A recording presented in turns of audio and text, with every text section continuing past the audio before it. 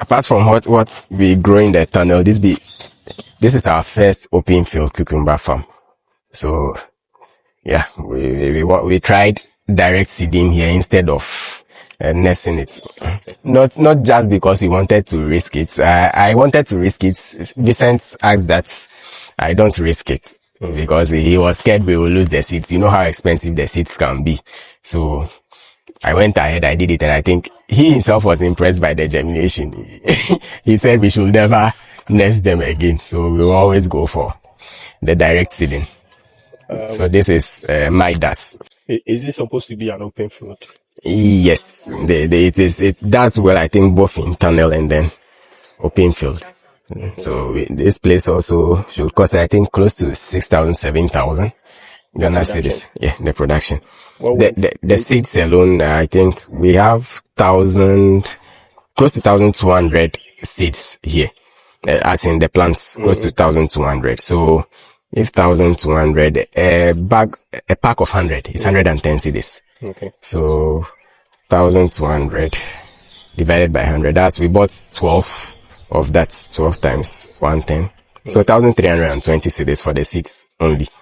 1,320 cedis for the seeds only. Okay. The mulch sheets, that's 1,300 for the mulch sheets. Then this will be bigger than your tunnel. No, the tunnel is 640 square meters. So the plant population is almost the same. Yeah. You know, the tunnel has bigger path. Okay. Yeah. But then this one, the path is quite narrow. Yeah. And then we bought bamboo, binding wire, and then some ropes. Let's take it step by steps. How did you start with the production? So we used to grow okra here, and anything we want to experiment under irrigation. The setup was actually this way. But then I sat down and realized, no, the setup we did, it's like we weren't getting the maximum area out of the setup. So we changed it to this direction and then decided that we would rather do cucumber here. You know, cucumber, let's say it grows fast and then gives you your returns. So we are having challenges paying salaries and all these things. So this field, we are dedicating it to paying salaries so that the other fields can finance something else. The returns from the other fields can finance something else. So a plant population of 1,200, we are estimating maybe a minimum of 1.5 to 2 kilograms per plant. So that should give us maximum of 2.4 tons of cucumber, and maybe we'll sell it around 12 cedis per kilo. I know the market women, some of them buy. The last time we asked them, I sent sets to ask them. They said they would count, so depending on the size. But then what I realized is that sometimes to counting rather is more profitable than the kilo, because they could count 4 and maybe that 4 is not giving you a kilo, and they will still buy it for maybe 10 cedis or 15 or 12 cedis or whatever the prices. Sure? Yeah. Because you can weigh 1 cucumber. Oh no, I'm just saying depending on the size. Okay. So maybe small and then it's still yours. If we'll check the difference. Yeah, we will look at the difference and then we do that. So if the total yield is 2.4, let's say 2 tons only, we should be hitting 20,000 to 28,000 thereabouts from here. And I think if we spend 8,000, the good news is that the nutrients I'm using on the pepper field, what we used from last year, we have about half bag for each of them. And we even bought new ones. So most of the costs, this is just like benefiting from the pepper field. So yeah, so that's why the idea is to use it in paying salaries and all that.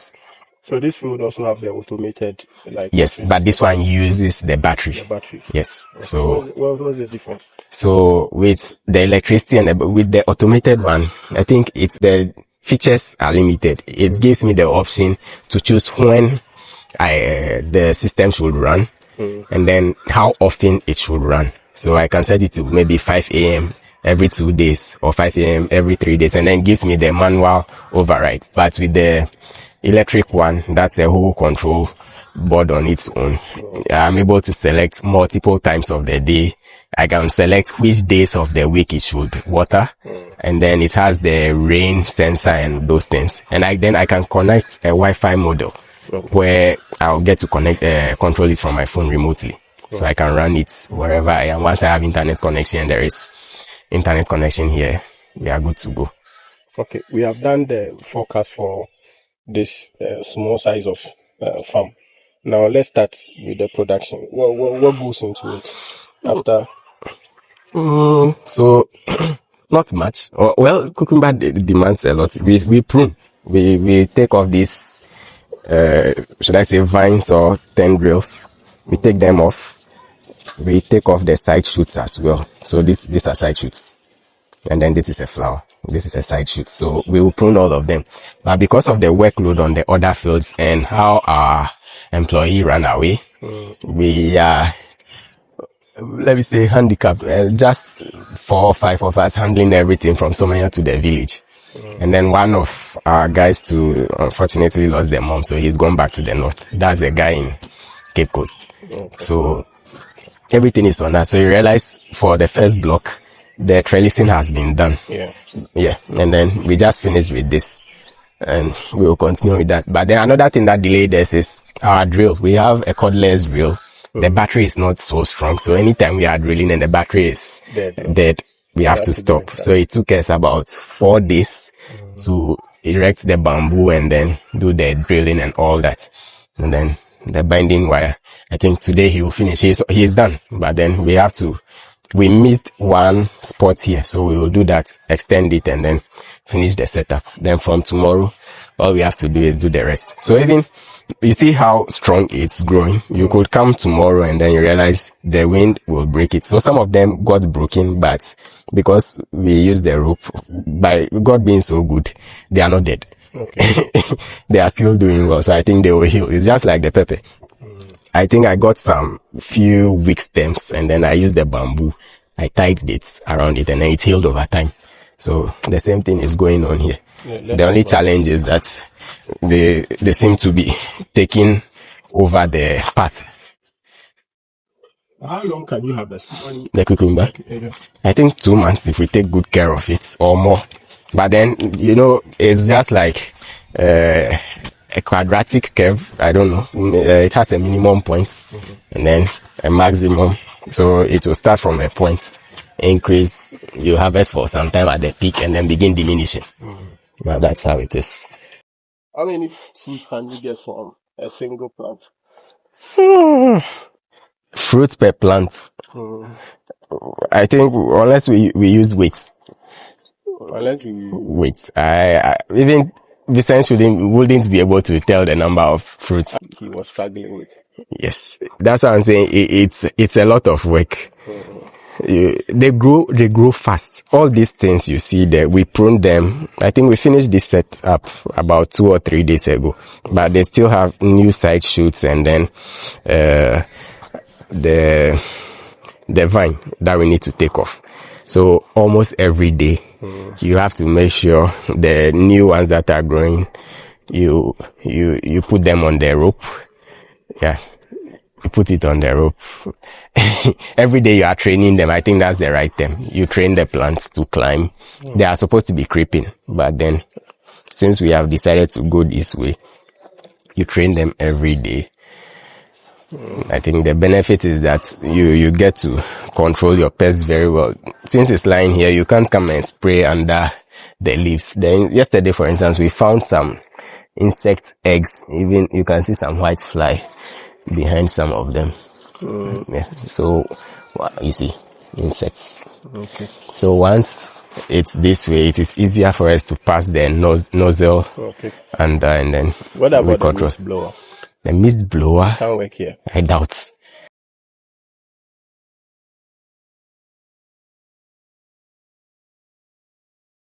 This one, it's just that it will take time. So we will use about 3 or 4 knapsacks. We all carry it, and then if I take one row, they also take.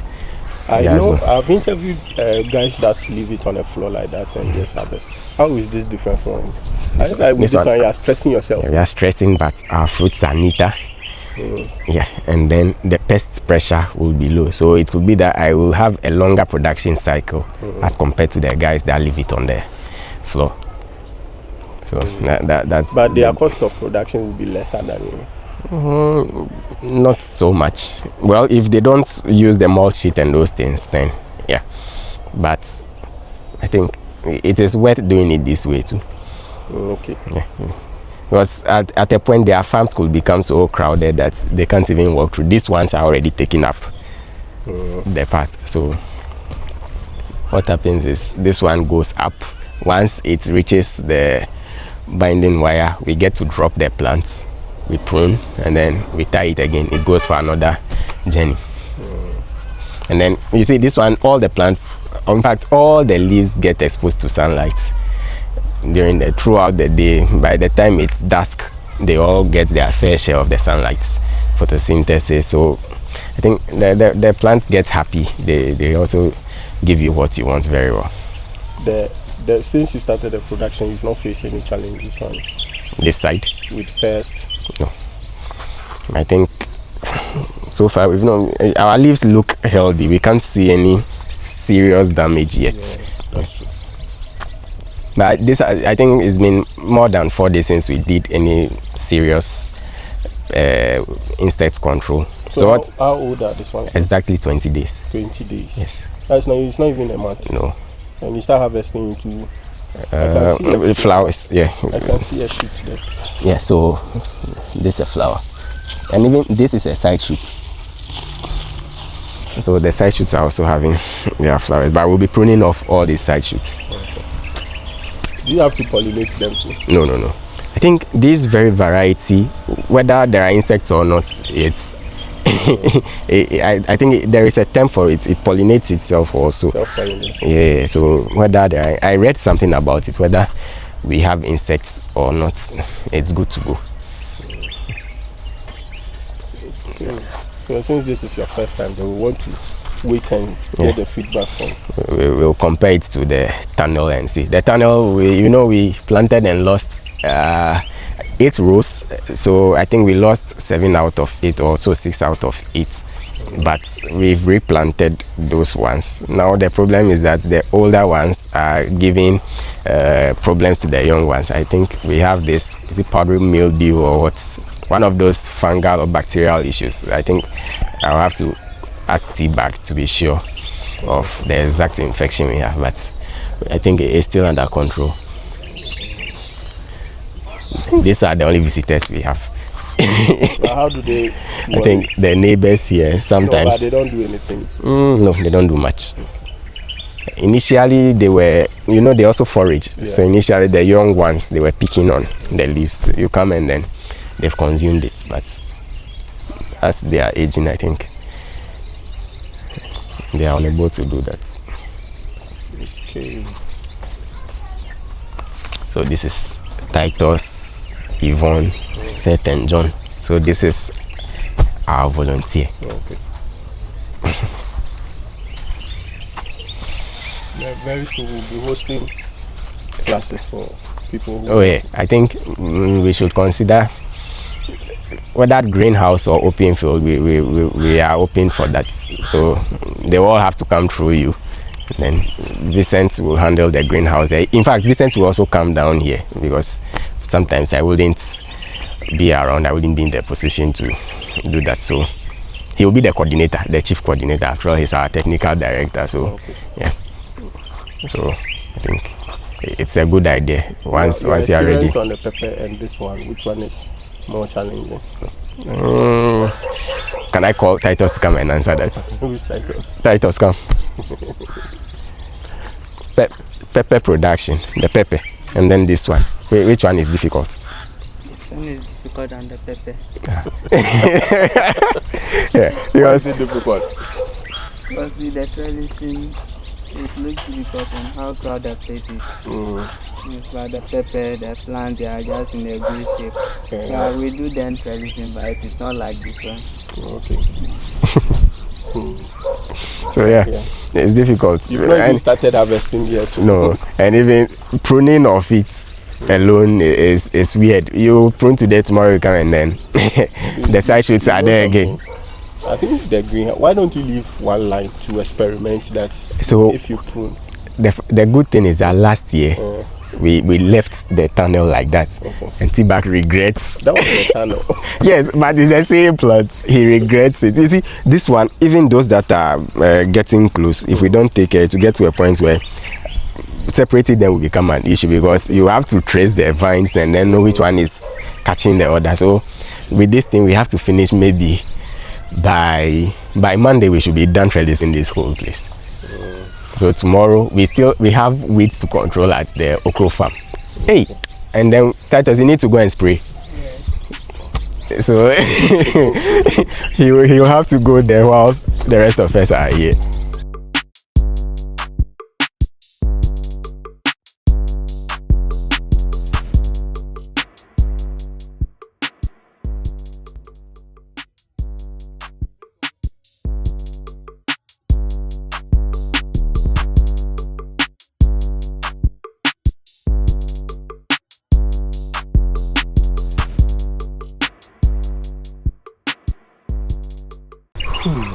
And then that's a small maize farm. For that one, it's not our land, but then I think it was a little forest. Someone was building and then they stopped. So a whole lot of trees. I realized the place was too grown. I cut it and then decided to use it for maize.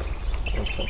We usually sell it fresh. After our experiments, we look at the yield. We sell some fresh and then the rest dry. But this is the first one we are selling. We are going to harvest 100% dry. Okay. Well, let's go. What about the honey production? That one, it's in the village. Have you harvested? Oh yeah, we've been harvesting honey for some time now. The former president of beekeepers, not former, he's deceased now, he's dead. So he is, I would say that's my teacher. And then his son is now my teacher. He is like a brother. So through that, he manages that place for us as well. So how many boxes? For now, I think we have, Rajon, how many boxes are there? 15. Yeah, 15. About 15. We were increasing it to 30, but then we decided to hold on, let them, we get all colonized and then we move on. Are not all colonized. I haven't been there in a while, but most of them should be. Or yeah. How many liters or gallons from there? You can have a whole box and then you get approximately 1 gallon, depending on the size of the box and then how well the bees feed on the pollen, how well the availability of water. They also need water to work. So how active the colony is will also determine the production they give. But so far, how many gallons have you collected? In all? Yeah. I haven't recorded that. How do you harvest? Is it 6 months or a year? So, well, since I don't, okay, I harvest sometimes with them, but then since William, that's my teacher's son who has become a brother, we have it like a partnership now where he has to go there and do everything. So since then, I think we've harvested once. That was within 2025. We were supposed to go there in December, but he's been busy. So you know, they have farms all the way from all the way in Atebubu. Okay. So Somanya, Atebubu, Volta region, OT. So by the time you go around all the bee farms, okay, you are tired. So I think he told me he will be traveling, but then one of the boys, he is Amos, so I think he will have to go and check it out for us. So he's trying to complete the setup. He will drill and then go and mount it.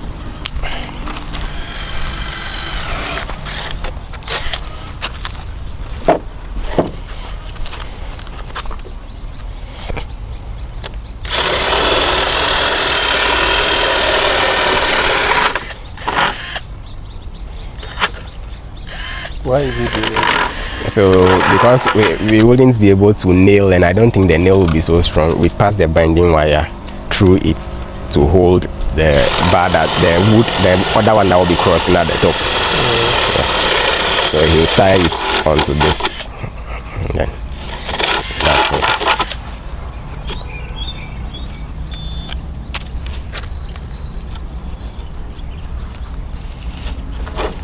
So a simple nail could drive it into.